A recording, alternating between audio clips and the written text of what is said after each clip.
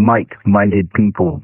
The culture, the craft, the conversation. Welcome to Mic-Minded People, the podcast. I'm Fokus, a drum and bass artist with over 25 years of experience in the underground music scene. But more importantly, I'm a huge fan of MCs. This podcast takes a deep dive into the fascinating world of MCs from across the musical spectrum, hitting it from all angles, discussions, interviews, freestyles, and more. So if you share my love for MCs, or you're curious and want to find out more, you're in exactly the right place. Shout out to all my mic-minded people locked in. Firstly, I want to say thank you and big up to everyone that checked out the welcome episode. If you've not heard it, it's a quick 10-minute episode, bite-size, nutshell version, where I just introduce the podcast and tell you what it's all about. So please go and check it out. And everyone that took time to listen, subscribe, follow, check out the Instagram page, drop me a DM to say they enjoyed the episode and they're feeling the concept and what I'm doing with mic-minded people, then yeah, big up, man. It means a lot. So this episode is really my origin story. Now, I feel the need to add a quick caveat here, right? Mic-minded People is not the Fokus podcast. I'm the host, but this is all for the love of MCs. It's not about one individual artist or person or MC, but as the host of this thing, as the face of mic-minded people, so to speak, I think it's important that people have a flavour of who I am, what I'm all about. Some of you may already know me from the world of drum and bass music. I've been active in the drum and bass scene since, 1996, give or take. So yeah, you might already be familiar with me, my music, what I do, my story, etc. But again, this is not just aimed at the drum and bass community. This is aimed at people worldwide who love MCs, regardless of genre, regardless of musical taste and style. So, like I said before, I'm going to keep saying it, we're going to be getting into things from all angles. But yeah, why not use this opportunity, the second episode, to give you a flavour of what I'm all about, my origin story, if you like. Because I'm as much a fan of this as I am an artist. Do you know what I mean? I'm doing this for kind of selfish reasons because I'm going to get to speak to some amazing MCs and I'm going to find out all about them. But let's just assume, blank canvas, you're listening to this podcast, someone might have recommended it, you might have stumbled across it, whatever, and you're thinking, who's this Fokus guy? So let me break it down for you. Now, I'm going to start way back when, way back before I even knew what an MC was. I had no idea about MC culture or anything like that. I'm going to rewind to, God, how old was I at the time? Well, look, let me put it like this. I grew up with two older brothers, Chris and Mark. They were twins. And I'm going to take a punt when I was round about, I don't know, man, 8 years old. It would have been coming up to the late 1980s, I guess. Like, yeah, probably just going into the early 90s. So I was born in 81. So yeah, let's just say I was kind of like a 9-year-old kid. And my two older brothers, now, it's fair to say that they were very different characters, both in their temperament. And it's funny because even though they're twins, they were not particularly similar. They weren't identical twins. They looked very different physically. They're very different people. You know, we're obviously all our own unique people, right? But they're very, considering they came from like the same egg, then yeah, very, very different characters. So big love to Chris and Mark. They had very different musical tastes. So on one hand, Chris was, and I'm kind of viewing this through the window of that 9-year-old kid. I just remember like finding tapes lying around by the tape machine that we had in the lounge in the living room. We had like the classic little stereo. Well, it wasn't little at all. It was massive. You know, these like tower stereo hi-fi systems that if anyone's of a similar age to me, you might remember these tower stack systems. We had like a big silver one, a record player on top, tape decks, like FM radio. You know, it was sick. Double tape deck actually, so I could even like dub tapes and cassettes. Pretty sure I had one of those like high speed dubbing buttons, so it does it all like double speed. But anyway, Chris had these tapes, right? They were called Mega Bass. Now, I actually did some digging recently and I found them on YouTube. I don't have the original cassettes. I'm sure they're out there if I bothered to look on like Discogs or something. But yeah, these Mega Bass compilations were a series of tapes. And at the time, like, I didn't really know anything about this music, but I just it was like club music. It was dance music. Chris would go out to some of the local nightclubs of a weekend of his mates, and this is what they were listening to. So to describe the music, it was almost like a fusion. It was an era like that, going into like the end of the 80s where, I mean, I only know this now because I'm a fan of like rave culture and I've done my research, but I can see now that it was that era when acid house was about to explode, or acid house was on the underground and some of that acid house music was in the charts as well. So there were tunes around like that acid. Who remembers that one? Flipping I remember Chris loved that tune, and that was obviously the more commercial end of it, right? I can't remember who the artist was.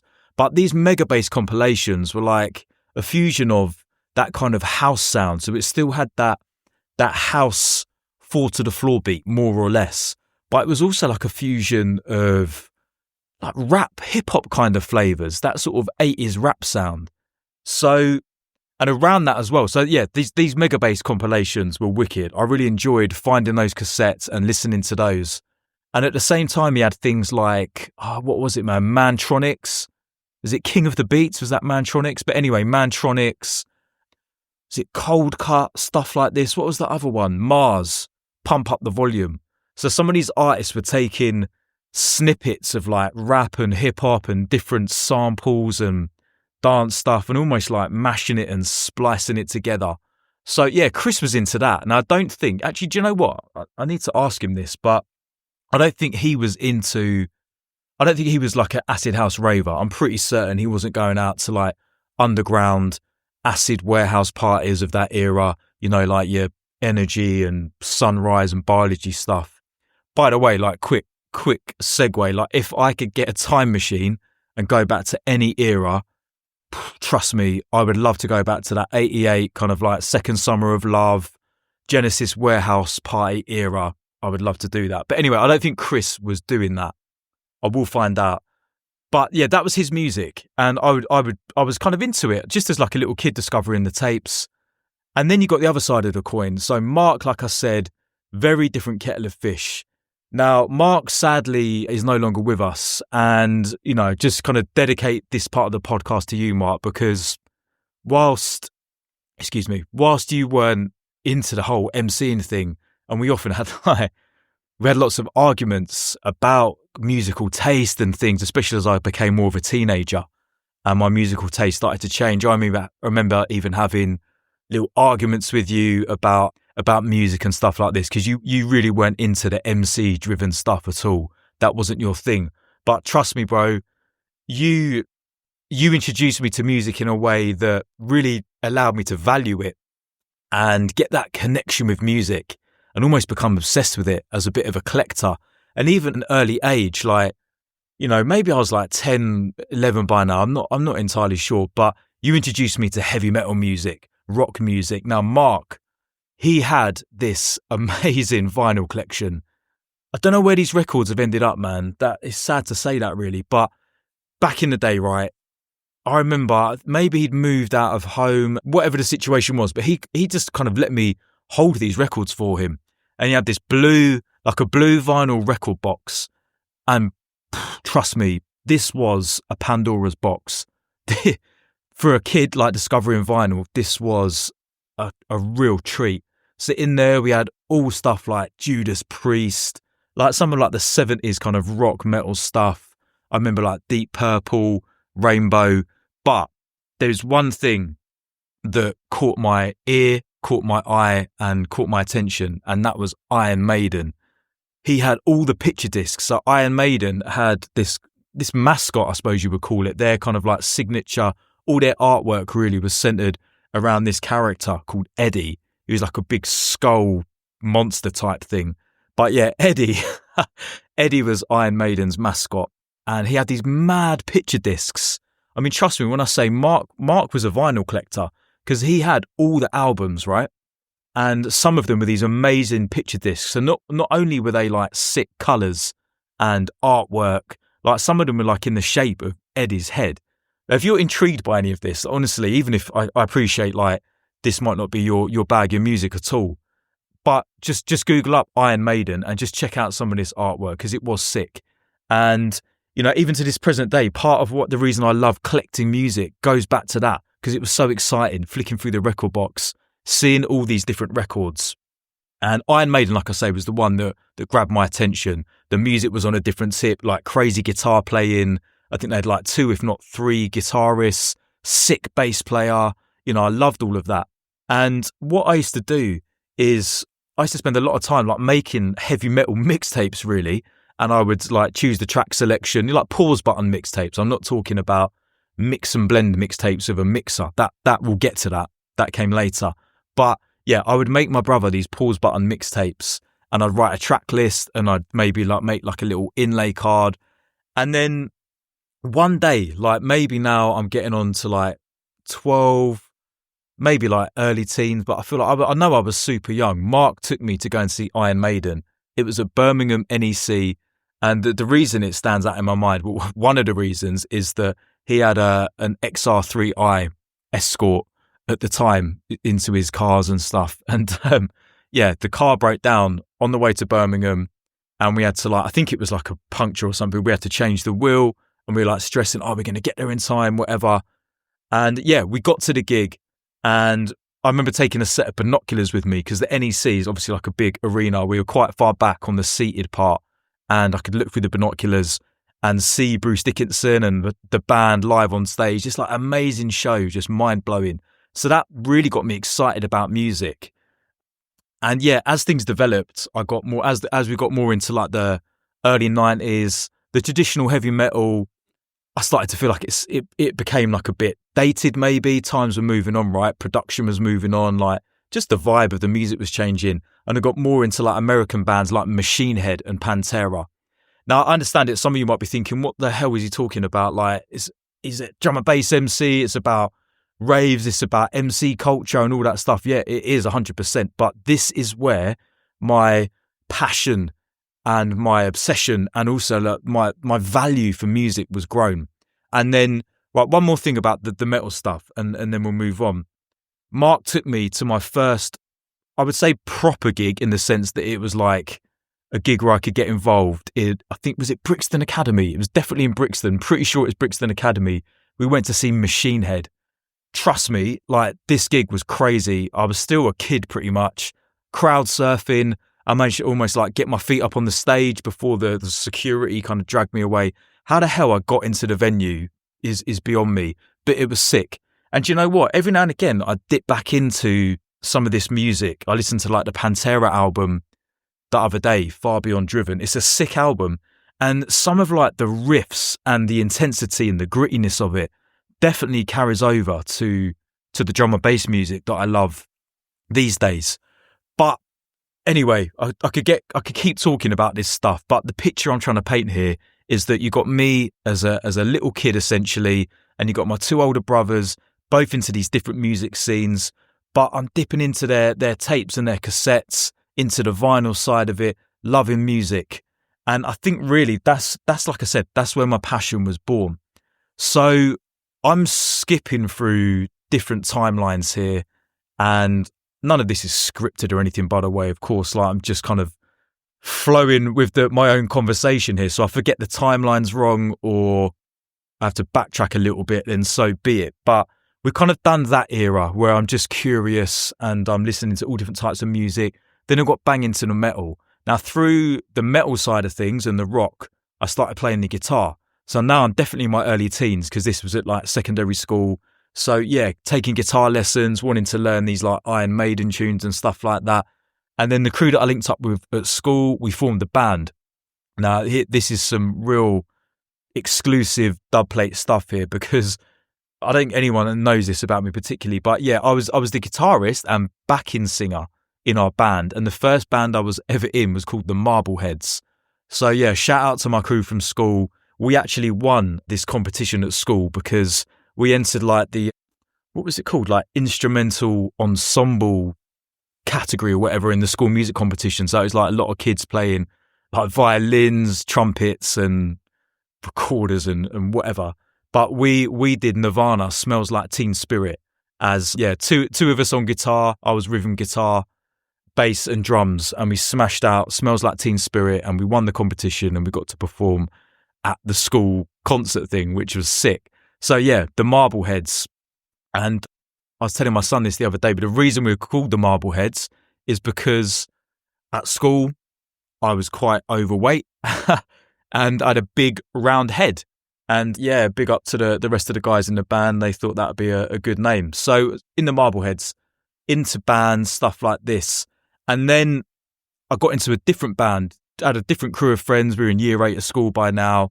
And this is the era where we discovered like smoking weed and kind of like going out at the weekends and stuff like that. And formed a new band. This one was called the Chat Show Hosts. But the reason this is significant, and this isn't just like a random history of my life, is that the lads in the Chat Show Hosts, so big up Ben, Nick and Tom, and big up Clarky as well, because he was like an honorary member, yeah? So shout to you guys. But between us, we had much more of an eclectic musical taste. So Tom's brother was into like the kind of US rap sort of stuff at the time. So we would spend, even though the music we were playing wasn't really rap based, it was sort of poppy, rocky, punky, hybrid of just guitars and whatever. What we were listening to when we were getting stoned after band practice or just chilling at the weekend was your classic American rap from that era. So what's this, like 93, 94 kind of time? Snoop, Cypress Hill, Ice Cube. We loved Warren G, stuff like this. And we would start performing some of these tunes in band practices. Like we'd start doing the raps, this kind of thing. And then what the real game changer was, and I distinctly remember this, was discovering Wu-Tang, Enter the 36 Chambers. Trust me, mind was blown when that one came out. So I think that came out in 93, but maybe we kind of got more into it like in 94. But anyway, it doesn't matter. Wu-Tang just blew our minds. And then we started, you know what it's like when you're a teenager, we'd just be getting high at band practices and like over the rock kind of tunes or the drum beats or whatever. I might start spitting one of the Method Man raps, and then one of the other lads might do the ODB bit or the Raekwon bit or whatever.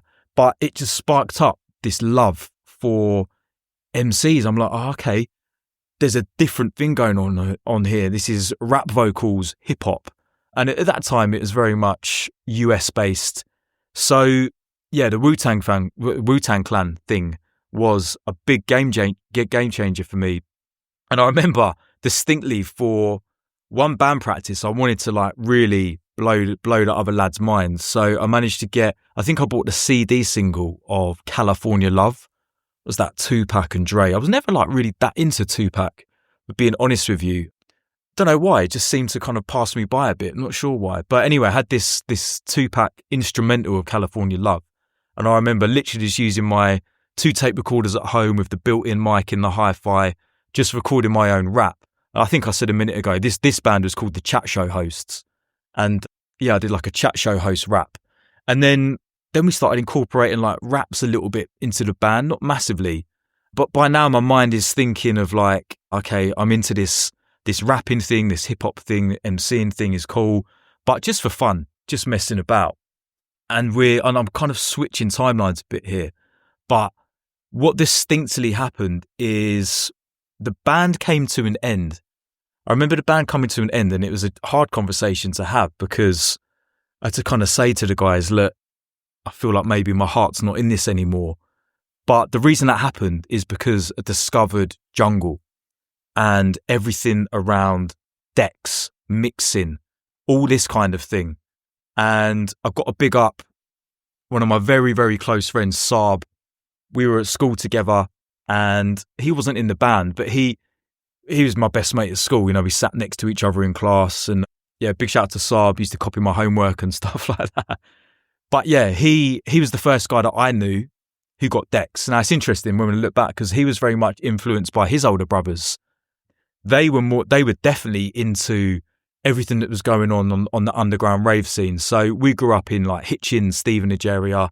So in Stevenage at the time, some of the big jungle promoters, I think it was Jungle Fever, but yeah, certainly like these big London promoters were coming into Stevenage and doing raves, Stevenage ice rink, the ice skating rink, and also at Stevenage Arts and Leisure Centre, which is part of like the Gordon Craig Theatre, and United Dance would come to Stevenage and put on big raves there. So his brothers were into all of that, and they were listening to the pirate stations, Don FM.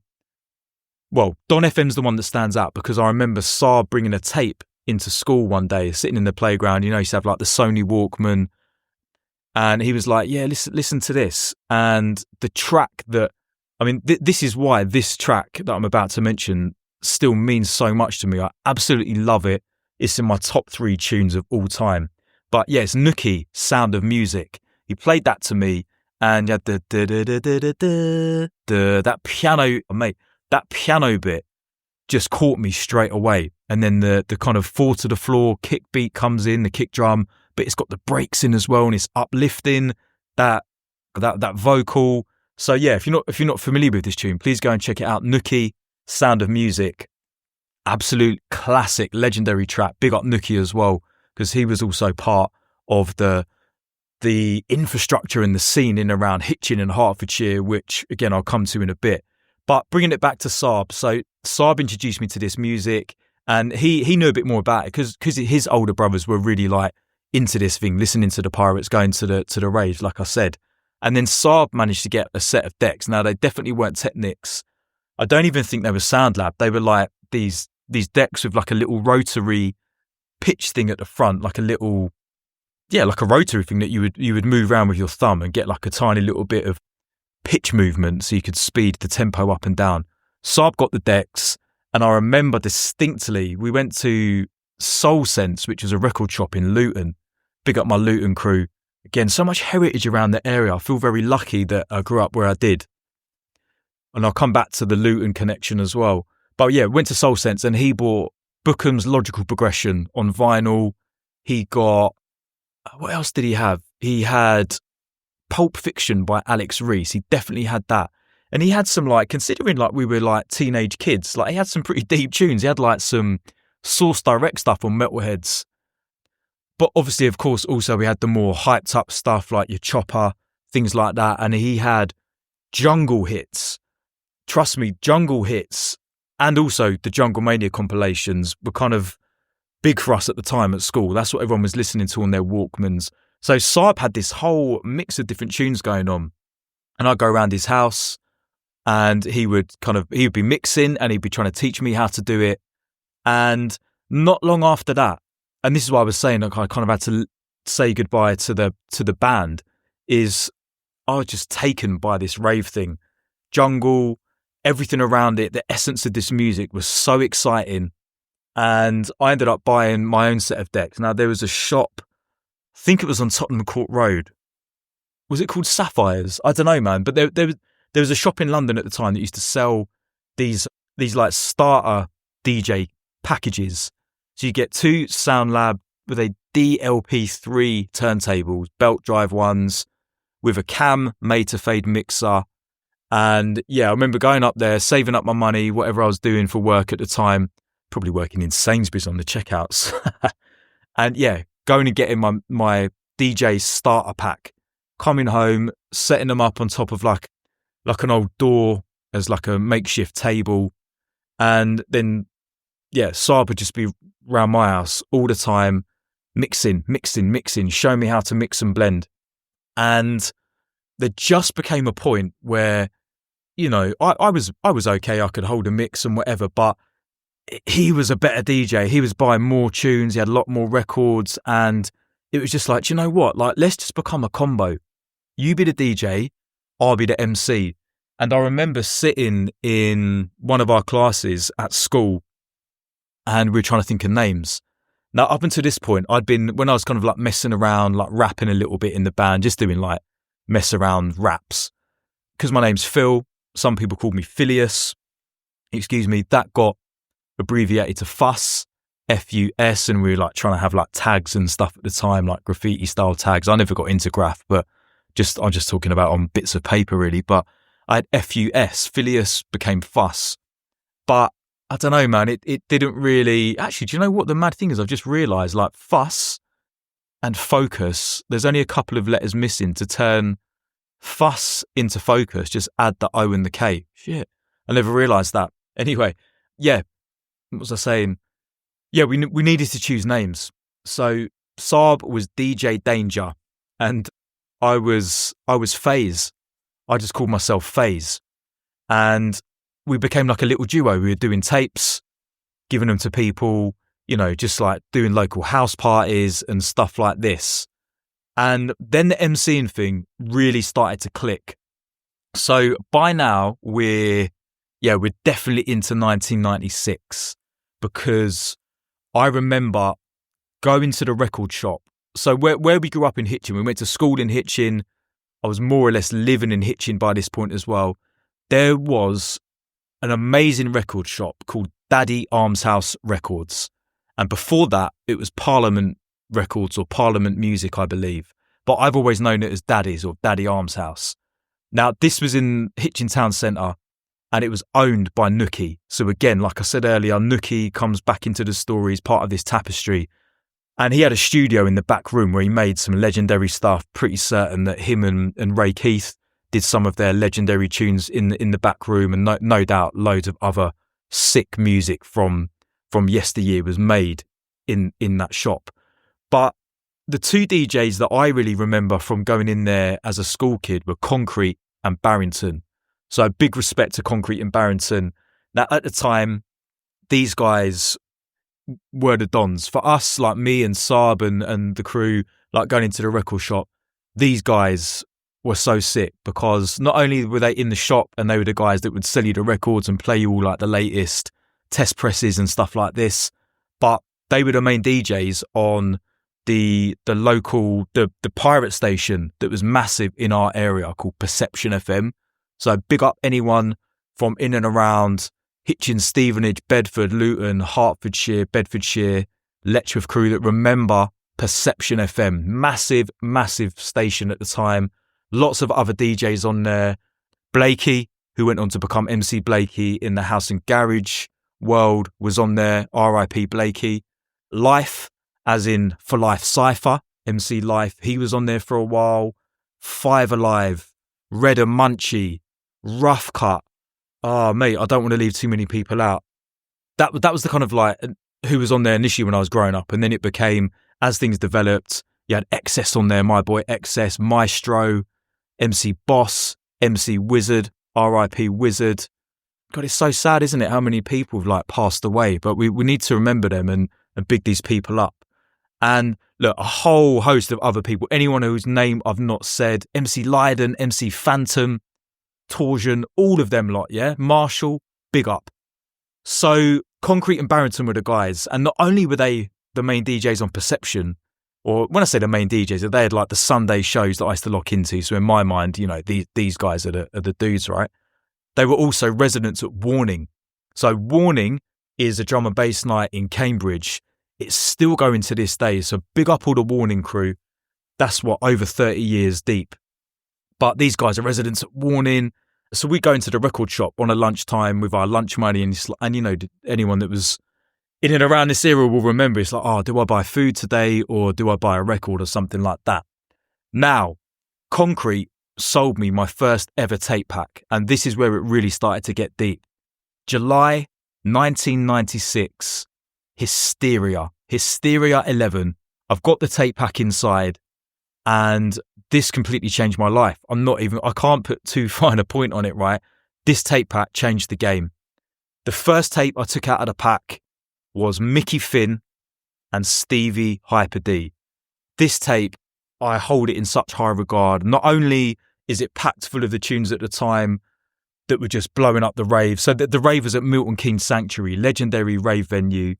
But just hearing Stevie Hyper, I had not heard MCing like this before. I'd heard maybe little snippets of it, and I kind of, by now, I was understanding what an MC does. But yeah, trust me, when the Hyper D came on, it's just totally blew my head off, to be honest with you. And from this point onwards, I was like, okay, forget DJing. I'm all about the MCs. And this tape pack also had Bassman, Juice Man, Trigger, Ransky. It's such a sick tape pack.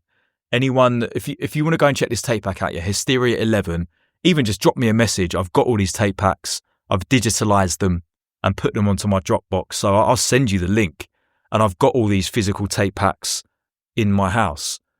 And I've still got the very original tape. The Mickey Finn and Hyper D tape, I've got the exact one that I bought back in the day. The rest of the tapes are more or less lost, but I went and bought the tape pack again, as I've done with a lot of the other ones. But yeah, I've got the original Hyper D and Mickey Finn tape. I could just hear it playing in my head now. But this tape was we just rinsed it to death. And then obviously now there's a whole world, a whole rabbit hole to go down, discovering the other MCs, GQ as well. The first time hearing GQ, that iconic voice. Yeah, just something else. So Saab's on the decks playing his tunes, and I guess like I kind of did when I first discovered rap, and you're doing like the Wu-Tang raps or whatever it was, the Snoop raps, just like emulating, like maybe doing a few Hyper D lyrics or a bit of GQ. But yeah, it was so much fun. I just remember it being so much fun. My house in Letchworth, making tapes, and then obviously things start to progress, right? Someone says, do you know what? Like, you can actually do that mana thing quite well. And I'm like, oh, okay. Why don't you write some of your own lyrics? So you're doing all your mana move your body and all this kind of thing. And then you start writing your own bars. I remember one of the first lyrics that I ever wrote at the back of RE class at school. I'm super like Mario, play me like a Nintendo. That was one of the first bars. And I used to do this gidda go kind of thing. And people were like, yeah, do the gidda go things. I could do it really fast. Be down the pub and people were like, yeah, do that super like Mario thing. But people loved it. And then we'd start going to the house parties or even like parties at like the local rugby club and stuff like this. And I was able to get on the mic, not necessarily to drum and bass, but just people started to associate me with MCing in some capacity. Now, where does the story go from here? I feel like this story, we're almost quite still near the beginning of it. So maybe this needs to be a 2-part episode. But anyway, the story next goes to Tracks nightclub. So again, Hitchin, if you're from the Hertfordshire area and you were going to raves in and around 96 into 97, that kind of era, Tracks nightclub was just a wicked venue. It was at the back of Hitchin train station. It's not there anymore. Well, I mean, the building's still there, but I think it's like a boxing gym or something. But it was a proper warehouse. And yeah, shout to Big Will, the promoter, the guy that ran it and put on all the events there was called Big Will. And I got to pick this guy up because he gave me my first proper break. You know, I was just some kid. Like, I wasn't like a known face or anything like that. I wasn't on the Pirates at the time. I don't even know how did it even get a set at Tracks?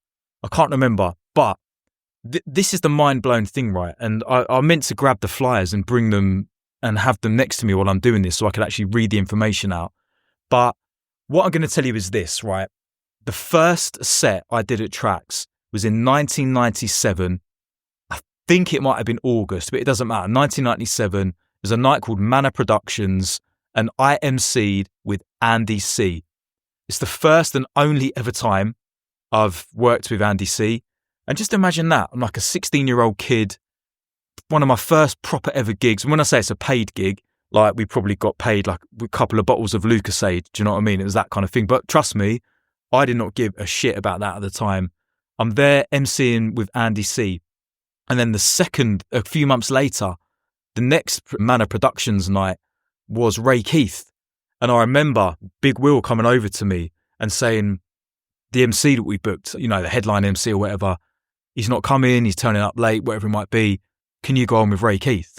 So here's me cutting my teeth in this warehouse surrounded by all these big men, proper legends of the scene, Andy C and Ray Keith. All the guys from the local pirate stations were there. The people that being honest, I looked up to as like being proper DJs and proper MCs. And there's me who's just kind of been like messing around in doing like bedroom mixtapes with my best friend. And now I'm here on this platform. And you know, the mad thing is as well, like not only did I get to perform with jungle drum and bass legends there, I'd also do some of the house and garage stuff. And, that sort of 97 into 98 era, garage was really popping off, especially in and around the area I was from. There was other garage pirate stations popping up. Get to that in a sec. So, yeah, I got to MC with EZ, Mike Roughcut Lloyd, Ramsey and Fenn. Mental. So every weekend, we would be down tracks, raving, partying, MCing. I put on some events there myself, had a little dabble in promoting, but it's just an amazing, amazing time. I remember Five Alive putting on a night there called Summer Breeze. Shout out to anyone that remembers this. And I'm pretty certain that Stevie Hyper-D didn't get on the mic, but if my memory serves me correctly, and if anyone's listening to this and can verify this, I'm pretty sure I wasn't dreaming, but Nicky Black Market was playing, and I'm certain that Stevie Hyper-D was carrying his record box for him, or carrying one of his boxes, and we were like, look, there's Stevie Hyper, there's Stevie Hyper. So that's what I'm talking about, that amazing time of excitement and passion and curiosity. And obviously there was no social media then, so you don't necessarily know who these people are, what they look like. Someone might say to you, oh yeah, that bloke over there, that's DJ XYZ, that's MC so-and-so. And then you start piecing these things together. Also, we were dipping in and out of the London record shops, so didn't go to them loads and loads of times, but we definitely did day trips to London where we went to Black Market, we went to Remix Records, we went to some of the other shops in and around the city. What's the one in Romford? Boogie Times. Yeah, we were just immersing ourselves in this culture, and it was amazing. And another sick experience as well, and this is something I'm really pleased to say that I could experience this. Me and my friend Mensch, big up Mensch, he was doing a music production course in Hitchin College, and we made a tune together. And now this wasn't a drum and bass tune. It was almost like a proto grime type tune. When I listen back to it, like it was like a grimy garage, like breakbeaty garagey type thing that I MC'd on. But anyway, we went to Music House when Music House was off of the Holloway Road in London. And I remember we went on a mission to Music House. We got there super early in the morning, and then Kenny Ken pulled up, and Kenny Ken obviously went in. And then other DJs came in. I remember Dom and Roland was there. Got a feeling Ed Rush might have been there. Ray Keith and Mickey Finn came in. Mental. Imagine that. We're just there like young teenage kids. We haven't got a flipping clue what's going on, but we're just soaking it all up, sitting in the Music House waiting room, waiting to get our tune cut onto acetate. And yeah, we got the tune is actually called Release the Hounds. I've got it on tape cassette. So I don't know where the acetate is. 10-inch dub plate acetate press. I think my friend John might have it. John, if you're listening to this, if you've got the dub plate, I definitely need to get it back from you to have another listen. But someone out there has got this acetate. And yeah, one side was Release the Hounds, and then on the flip, Mensch got one of his D&B tunes done. I can't remember what that was called. But anyway, we got this plate. Now, the funny thing is, when they were cutting it, we were still in the waiting room. I don't remember that we actually went into the cutting room. And I'm pretty sure that some of these big, like, legendary named DJs were in the cutting room, like, having a chit-chat or whatever. And, yeah, when we got home, we were gutted that the very first kick drum of the tune had been missed off. So it missed the kick and started on the snare. So it was really hard to mix it. But anyway, just so grateful, really, that I got to experience that sort of stuff back in the day. Going to Music House, obviously it's like the place of legends. It's almost like a mythical place, isn't it? Getting our acetates cut. So yeah, man, now I'm MCing on the local circuit, and pirate radio came along. Now, my first proper experience, I did play on like a couple of other little stations, and I cannot remember for the life of me what the first station I went on was called, which is annoying me. But my first kind of proper foray into pirate radio was on Prestige FM. Now, this was a station based in Letchworth that was started by MC Wizard. Now, like I said earlier, sadly, Wizard passed away many, many years ago, but he was like a really inspiring person from the area. He went on to MC with the Dream Team and did some stuff on Radio 1 within the garage world. But all of that aside, Wizard set up this Prestige FM, and it was mainly a garage station. I think we did do little bits of D&B on there, but by this time, like, garage had really kind of taken over, and I was still very much into my drum and bass and really loving all of that stuff. But yeah, garage, there was an opportunity to be playing regularly in the little club and pub nights in and around the towns, the local towns, and to be on the radio every single week. So yeah, Prestige FM allowed me to kind of mix it up. And if anyone, actually I have got a couple of sets of these garage sets on tape. I'm not sure if I'm going to put them out. Maybe I will, maybe I won't. But yeah, I was very much, how can I put this? I was not the best MC in the room, put it that way. But I feel like that's what I needed, because I was still pretty fresh to this thing, really. Even though I'd like played out and worked with some amazing DJs, like I was still learning the ropes big time. And I feel like the people that I was around were just that little bit further ahead than me. But that's what you need, isn't it? That's how you grow. That's how you get better. Like if you're the best guy in the room, who's going to inspire you? Who are you going to learn from? So I was around some sick MCs, people that come to mind, like Boss, like Dapper. These guys were amazing. And I even remember like being in the studio, it was just in someone's flat in Letchworth, being there on a Sunday, and Principal and Juice Man would come down and represent like Sidewinder, just sitting there like on the sofa, just thinking, wow. I was already a massive fan of Juice Man from when I discovered him on the Hysteria tapes. And yeah, just mind getting blown like this.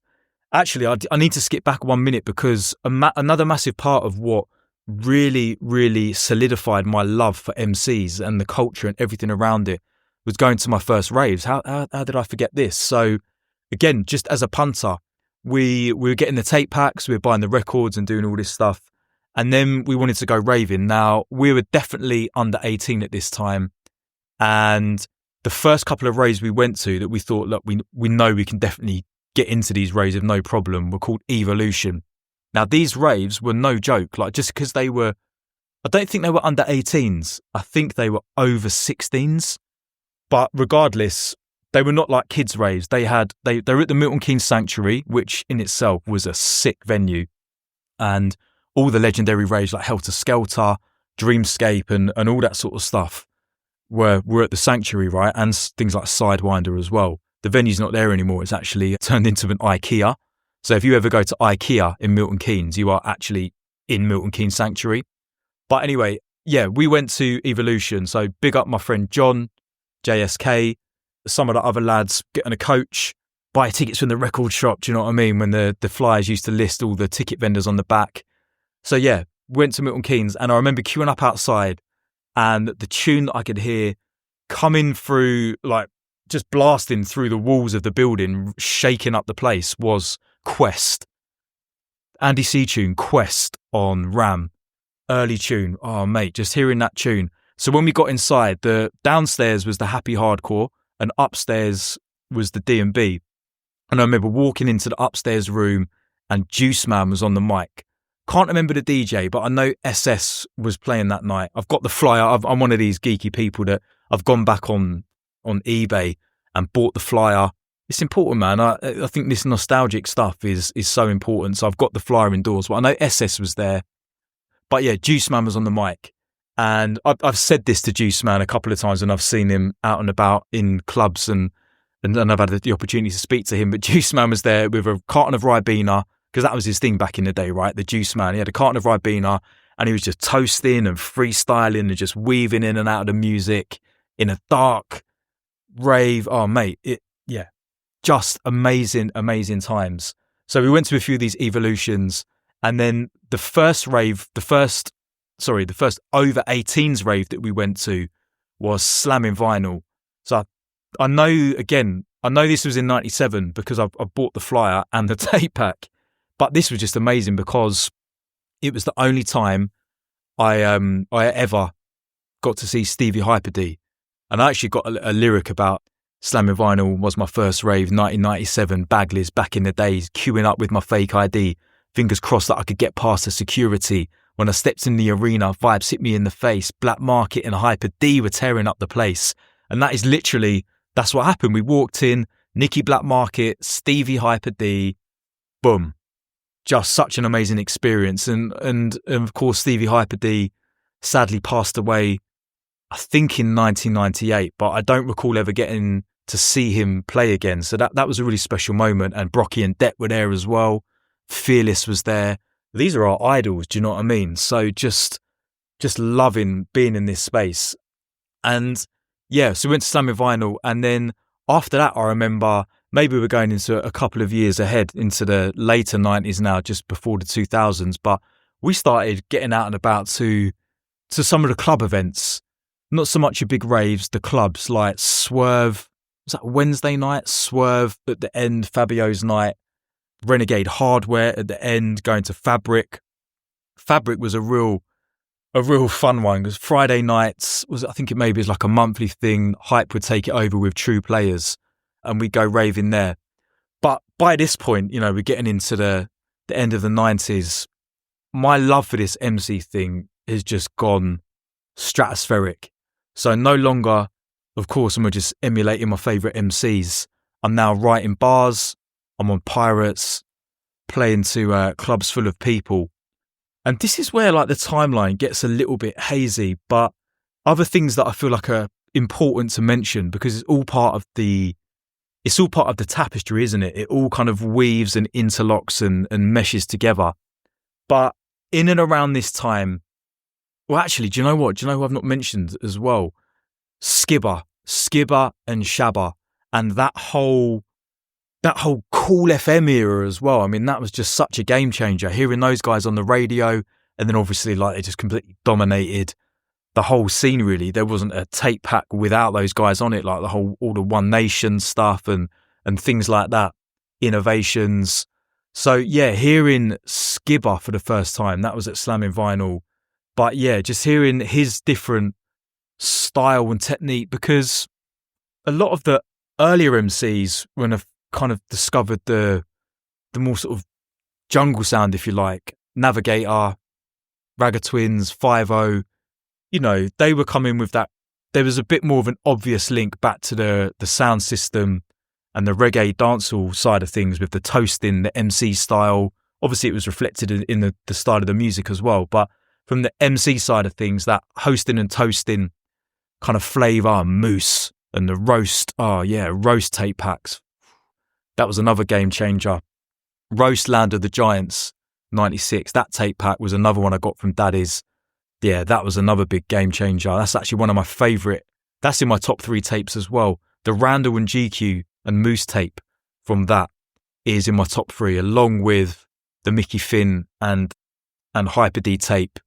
So if anyone wants copies of these tapes, as in the digital versions, just hit me up, man, and I can send you those, no problem. But yeah, I'm losing my thread a little bit there. But yeah, so some of these guys, yeah, those MCs I mentioned was that kind of hosting, toasting, dancehall flavour to it.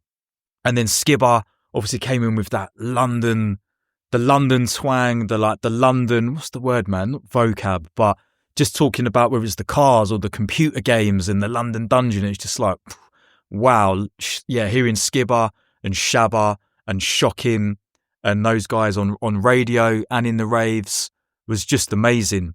And then I feel like the next bit, because my mind's kind of thinking of this in like chunks, the next chunk, which was another big game changer, was hearing X-Man and Herbsy. So whereas Skibber and Shabba were your Cool FM side of things, then X-Man and Herbsy were representing Rude Awakening. That station, another legendary London station. Big shout to Cool, Rude Awakening, Origin, all them stations, and plus so many more. But yeah, Rude Awakening, that was the home of X-Man and Herbs, wasn't it? And Chillum. And what was sick is that the main station in Luton, Raw FM, which I used to have a regular show on alongside my boys DBR. Raw FM used to do kind of like swaps and trades. So X-Man and Herbs came down, and Chillum, I think. Yeah, X-Man and Herbs came down and did a show on Raw FM, and Phantom was on it. And that's a tape that I cannot find, and I need to get a copy of. But there's a tape with X, Herbs and Phantom on it, which is absolute fire. But again, they just had a different style, didn't they? Like X-Man was another real game changer at the time, and the way that he flipped it up and had that back-to-back combination style, call and response stuff going on with Herbsy. Just amazing, man. Such inspiring times. But also, in and around this era, like I was saying, how it meshes together, is the UK hip-hop side of things.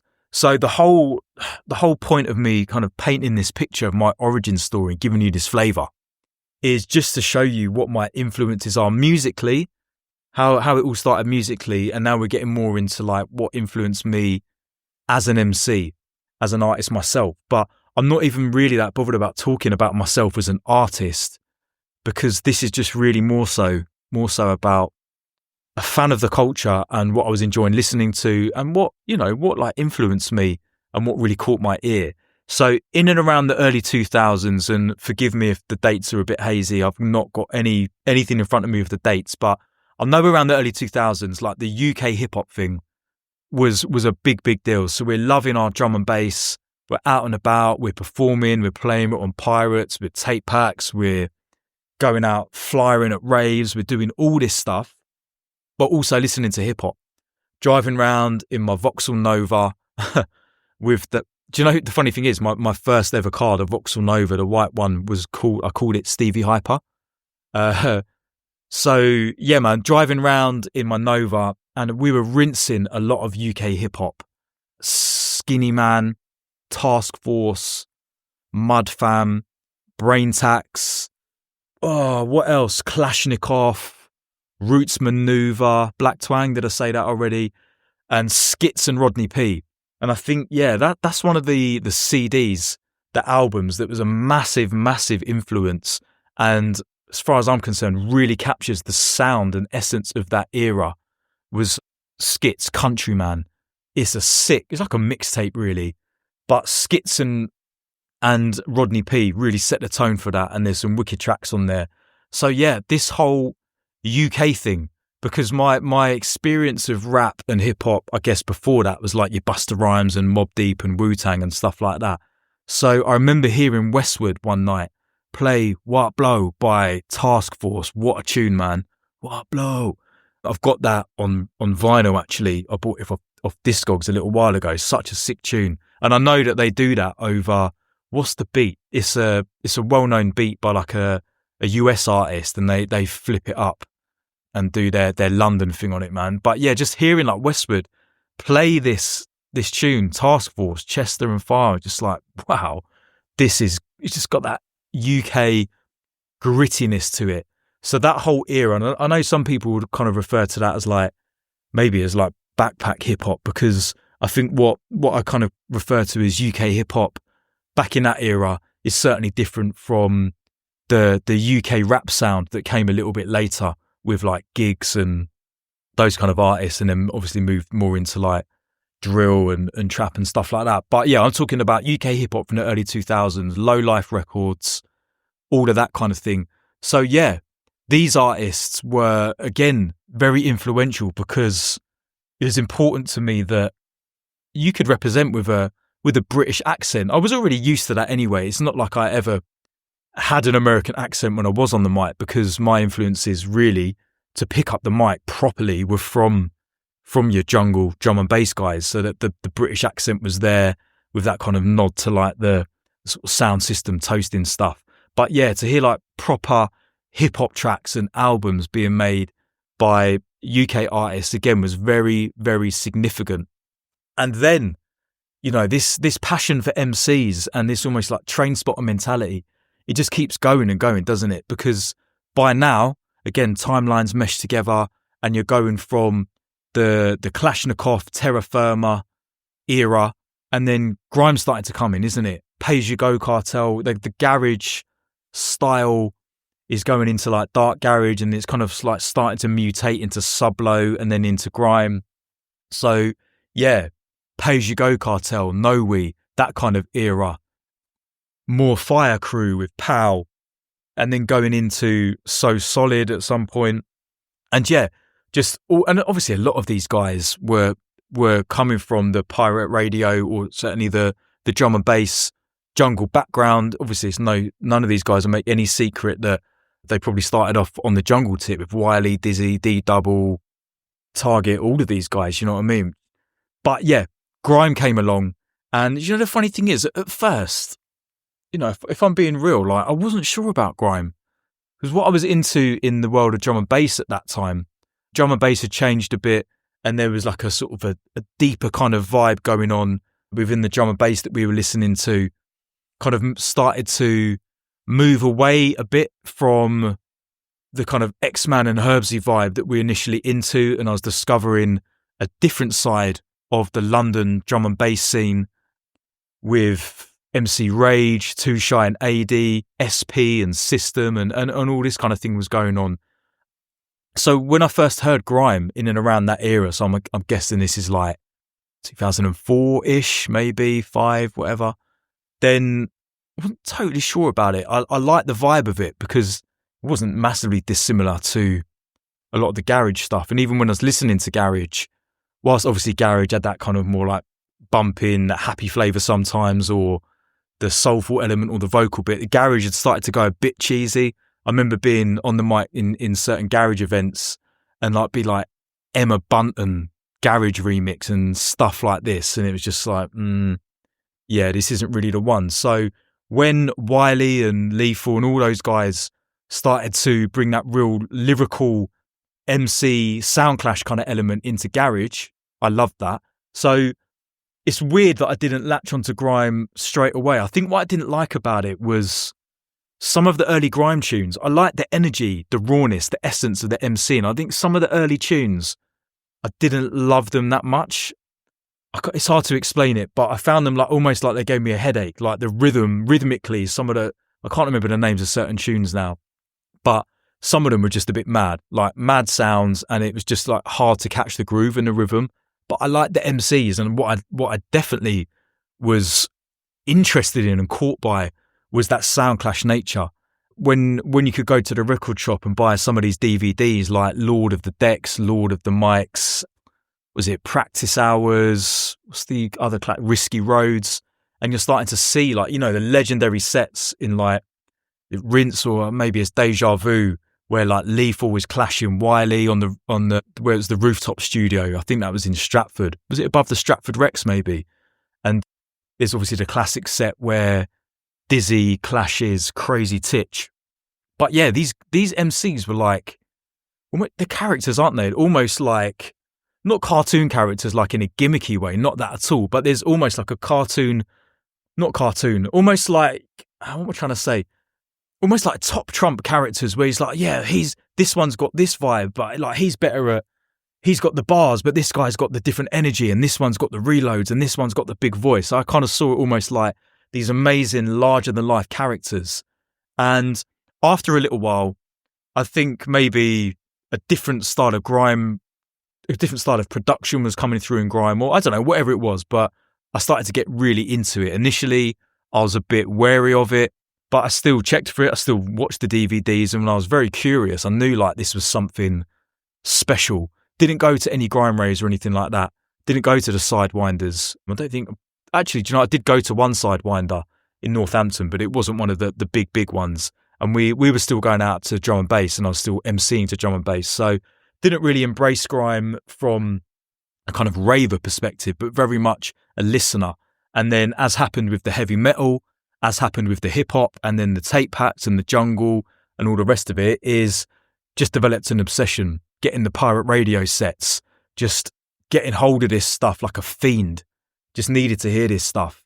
And yeah, I think the grime, the reason I still love grime to this day, and I haven't listened to as much grime recently, but grime has been something I've paid a lot of attention to over the years and invested a lot of my listening time and headspace in, is because I think it's just such an amazing representation of the UK, right? I mean, it takes all of that stuff from like the dancehall sound system era, your Saxon sound and all that kind of thing from the 70s and 80s. It's got the jungle elements to it, brings in the UK garage element, and then it just wraps it up in this like amazing bundle. And what I love, and I don't know if proud is the right word, but yeah, like, why not? I'm proud to see like how so many of these grime artists that came from nothing essentially have built up these amazing careers. And now look at people like, like Kano, Asher D, all of them really, like Wiley, Dizzy, Lethal B, they've all gone to, maybe they've got careers in different industries like acting, writing, directing, producing. Gets another one, just mind blowing. Gone on to become artists in their own rights. No, you know for a fact, stick Gets on any grime beat, whether it's a new beat or a classic grime beat, he's going to absolutely tear that apart. But also, listen to a Gets album, you can't really say it's a grime album. It's an artist album where he's got different styles, different flavours, proper songs, and developed as an artist. So I love to see that. And yeah, that's something that makes me proud to be from the UK, when you can just say, look, at the end of the day, UK invented jungle, that's a UK export. UK invented grime, that's a UK export. And yeah, all day long, I can't see myself ever stopping listening to jungle or grime. And I love all of that. So yeah, I feel like that's kind of where I'm at in terms of what's made me who I am. Now, I think that the other thing that I just want to cover off before I probably wrap up this episode, because it's been quite a lot. I didn't know where this episode was going to go. Like I said, I just turned on the computer, started recording, started talking, and this is where it's taken us. I think there's lots of little different avenues I could go down. And no doubt, I think there's certain things, for instance, like the pirate radio era, as an example, that I could get more into in a separate episode, and certainly get some great guests on to talk about some of this era. And also not just from a drum and bass jungle perspective, but I'm not massively clued up on how pirate radio works in the hip hop scene. So yeah, if you're listening to this and you're someone that's got direct experience or indirect experience of pirate radio from the hip hop side of things, or more from the garage side of things, for instance, then definitely hit me up, because I'd like to learn more about these scenes and how, there's things that would have happened within these scenes that I won't be as up to speed with. Obviously within drum and bass and jungle, that's kind of like my schooling. But yeah, one more thing I want to say is, and I touched on it briefly, is just this period where I noticed a significant transition in styles within drum and bass. And the reason I want to mention it is because it's so important as to the type of MC that I am today in 2025. So yeah, we were putting nights on in Hitchin, and we were booking artists such as Twisted Individual, X-Man, Foxy, we had Shabba, and we were really, really into that Twisted Individual sound. Do you know what I mean? High energy, some mad music he was making. And I'm, again, like, don't hold me to this, but I'm thinking this is like 2003 kind of time. So we were putting on nights in Hitchin called Lockdown.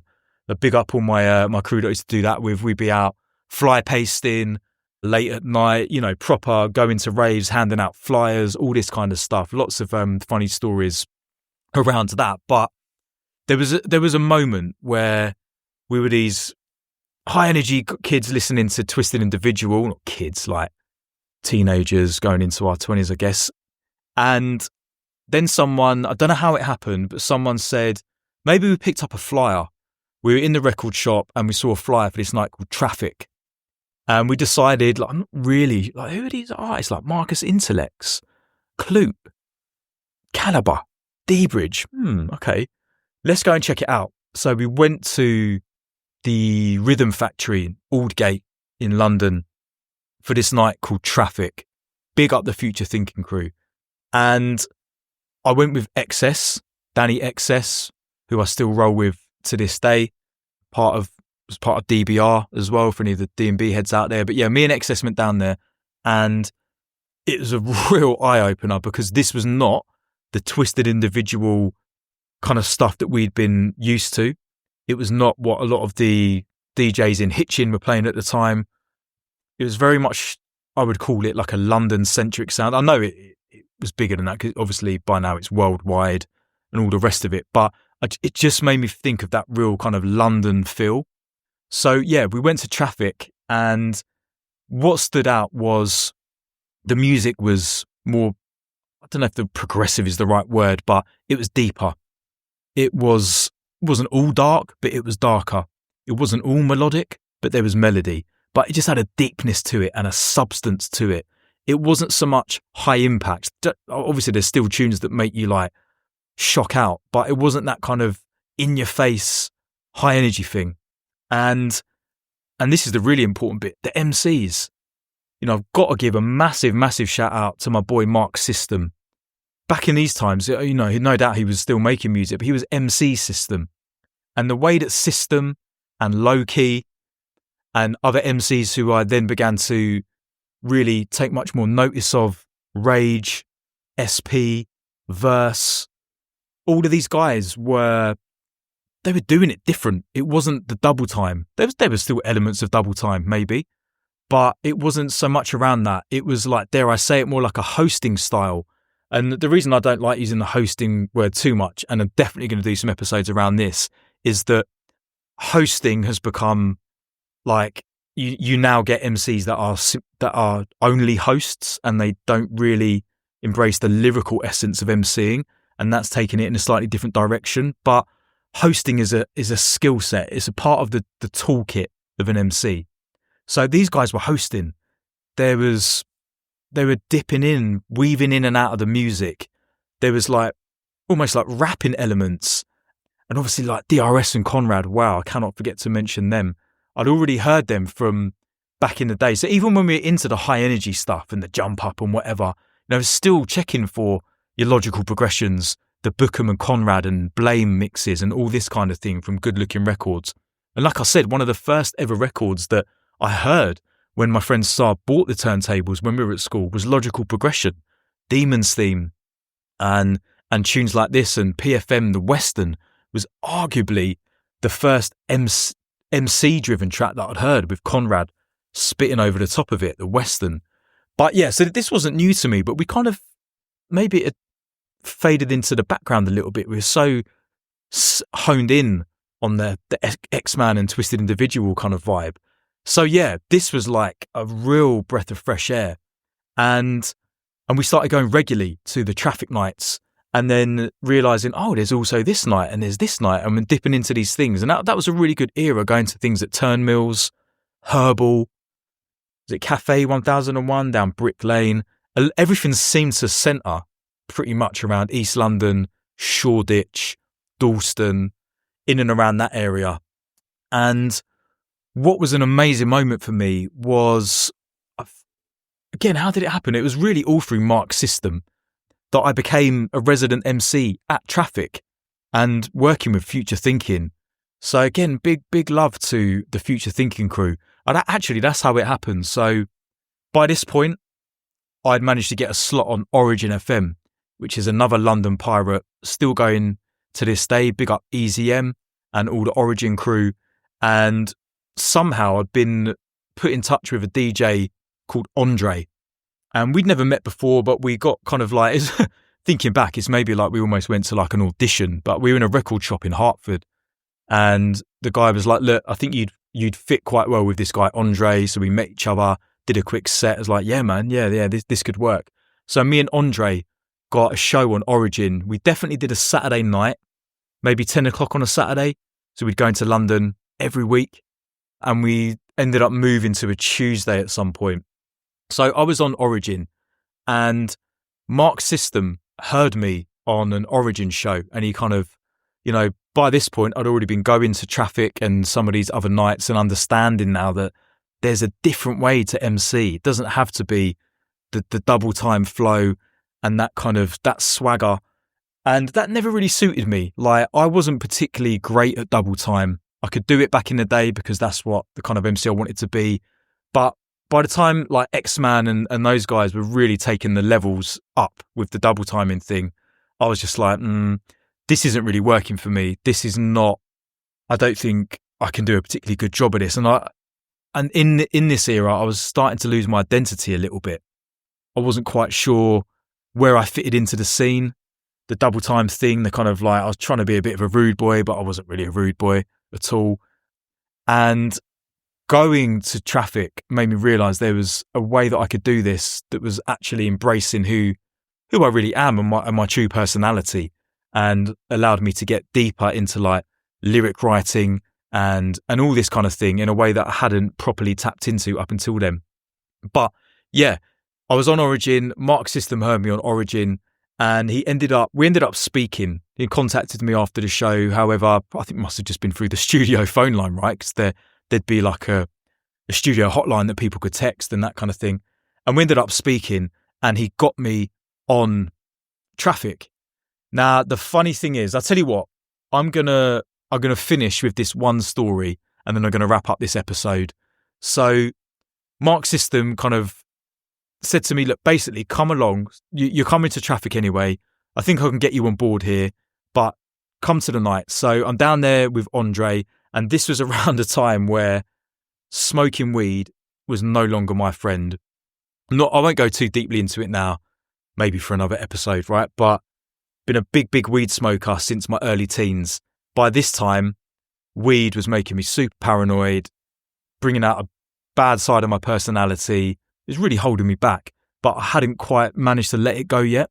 So, and this is the time where you could still smoke inside. So I was in the Rhythm Factory. I'd taken a pre-rolled spliff in there with me, and I sort of just skanking to the music, just in the crowd, gone out for the night, thought, right, okay, spark up the spliff. Now, really, this was not doing me any favours at all. Why I was continuing to persist smoking is beyond me, but I did. Lo and behold, what happens? Again, the MC's not turned up, or whatever happened, but I think it was Mark came over to me. If not, it was DM Cut. But the guys came over to me and said, right, it's your time, boy. It's your time, mate. Like, step up. We need you to come on the mic now. Almost like, here's your live audition. And I had a proper Eminem moment, you know, in like 8 Mile, where he has to go into the toilet and throw up mum's spaghetti and all that stuff. It was like, you know, just, yeah, feeling high, feeling prang.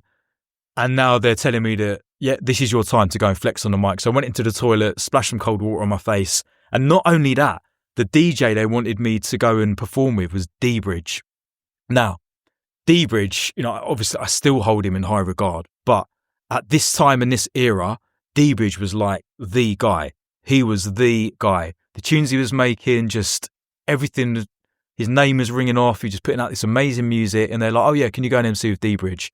But what can you do in these situations? It's sink or swim, isn't it? It's do or die. And there was absolutely no way I was going to waste this opportunity and flop it. So I have no idea how the set went, but I went up there and performed with D-Bridge. And do you know, the funny thing is, I found some pictures the other day somewhere online, and I screenshotted them of me in my Echo hoodie, looking very, very different to how I look now. I've lost a good few stone in weight since then as well. My pierced eyebrow, my big chunky rings, and I'm there emceeing with D-Bridge. But yeah, man, that was a moment, because I had to step up and just do my thing. But I felt like, yeah, boom, wicked. I've arrived on the London scene. Do you know what I mean? It's a good feeling. And the guys ended up making me like a resident, so I got to perform with some wicked, like underground London artists. And really that led into, yeah, after that, it was kind of got started going and performing abroad, getting bookings in Switzerland, Germany and places like that. And then linking up with Renegade Hardware, and then making music and kind of putting myself out there as more of a recording artist. But I feel that is a really good place to wrap things up for now. I might do a part 2 to this, or drop another episode just to talk a little bit more about my journey into the world of becoming more of a recording artist. I think that might be a good one for the future. But what I've tried to do here is just paint a picture of how I went from a 10-year-old kid listening to his older brother's music, this journey that I've gone through, playing the guitar, being in bands, discovering decks, early raving experiences, all the way up to like becoming, you know, a cog in the London scene essentially. But like I said, this is not about me as an individual. This is just painting the picture, because it's all for the love of MCs. And you've got a flavour now of some of the MCs that have massively influenced and shaped me over the years, the people that I look up to and respect. And believe me, there is a whole host of other people that I could talk about and will talk about and will be talking to as well, and interviewing and conversing with about their memories and their influences and all this good stuff. So thank you for listening to this episode. It's been me, Phil Fokus, Mic-Minded People. We're on YouTube, Spotify and Apple Podcasts.